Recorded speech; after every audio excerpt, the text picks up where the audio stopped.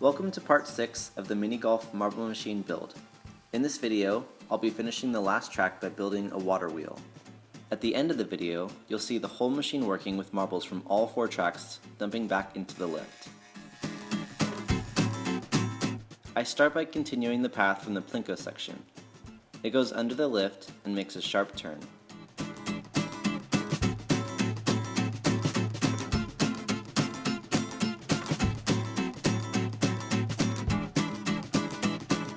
Those 2 small pieces are set in so that this piece will sit at a slight downward angle.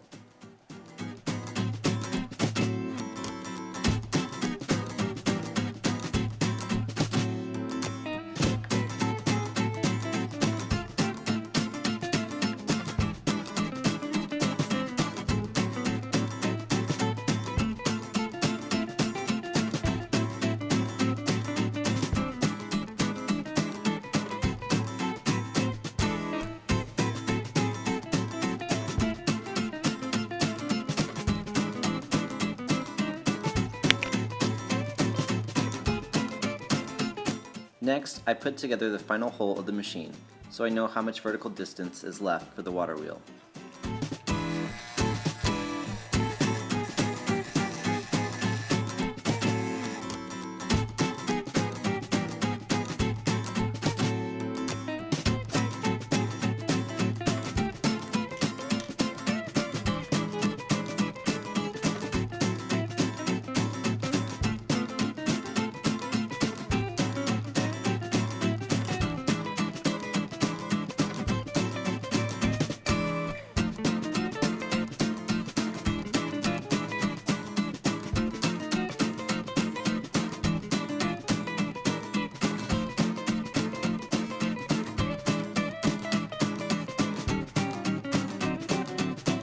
I took a few measurements and figured out the size of the water wheel. Using a compass, I drew the outline of the outermost diameter, followed by the first inner diameter. There are 2 wheels that will be connected around the outer edge.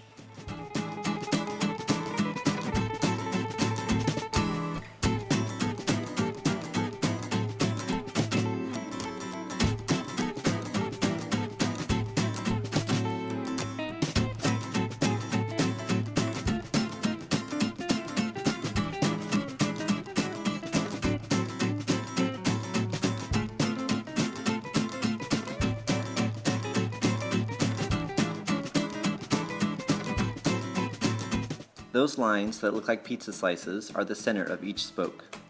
The spokes need to have thickness to them in order to work, so I marked the outside of each spoke with a uniform thickness.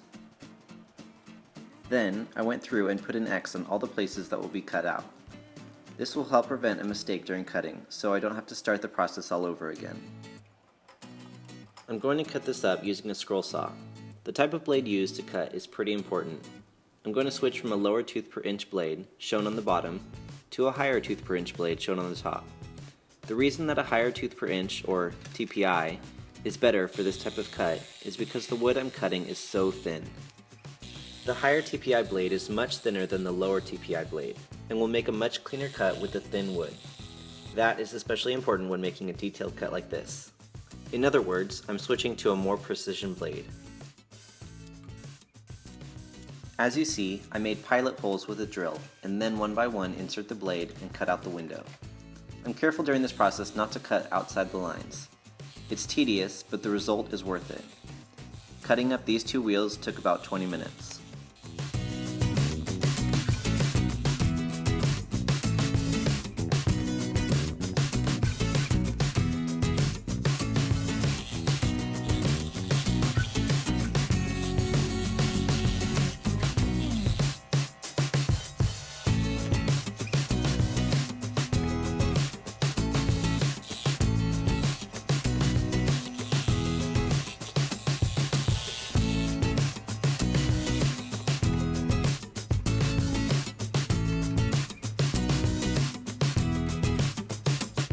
After a thorough sanding to get rid of pencil marks and splinters, I start putting together the wheel.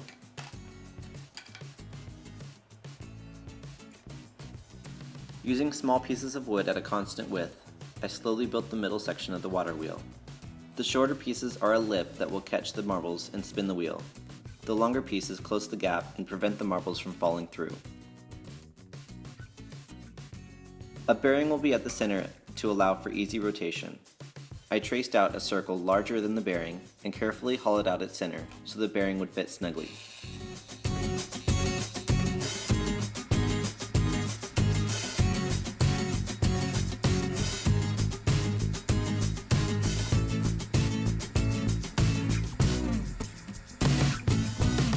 I drilled holes for the axle in both sides of the wheel, and made the holes bigger than the axle so there wouldn't be any friction issues.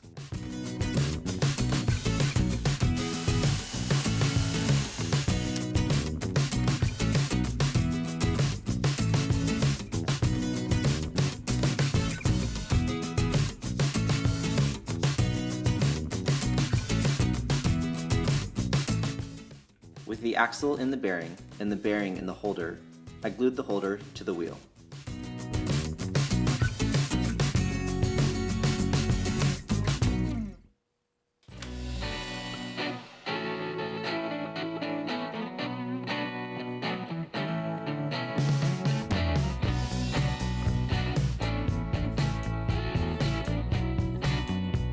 When that was dry, it was time to glue on the other side of the wheel.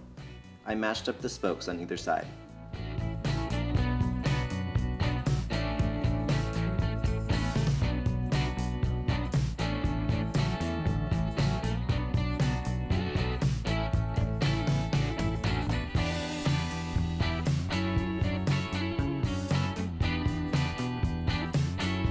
This is where I ran into a pretty big issue.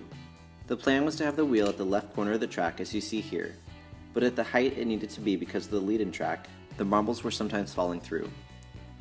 Consistency is key with a machine like this, so the solution that I came up with has two parts. I moved the wheel closer to the hole and would do what I could to make the input track higher. This would significantly increase the vertical distance for the wheel. When I was content with the location and height of the wheel, I cut and glued in pillars that would hold it up.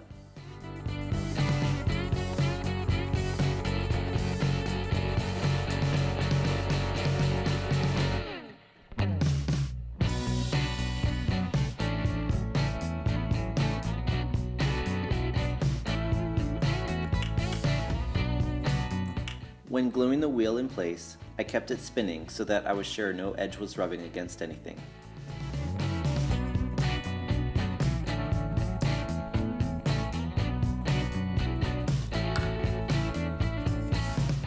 Piece by piece, I layered up the incoming track so that it was high enough to lead onto the wheel.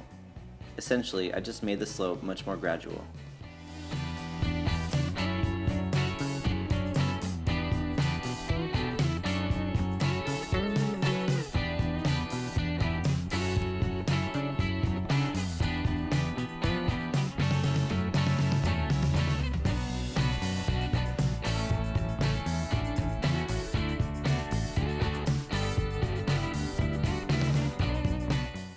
Then I went through and put up barriers along the edges.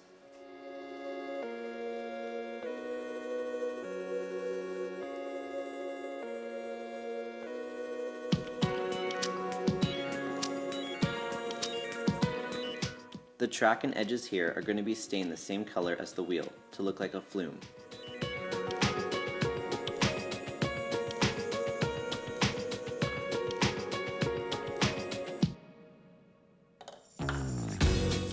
The last thing to do was to add a few barriers after the wheel.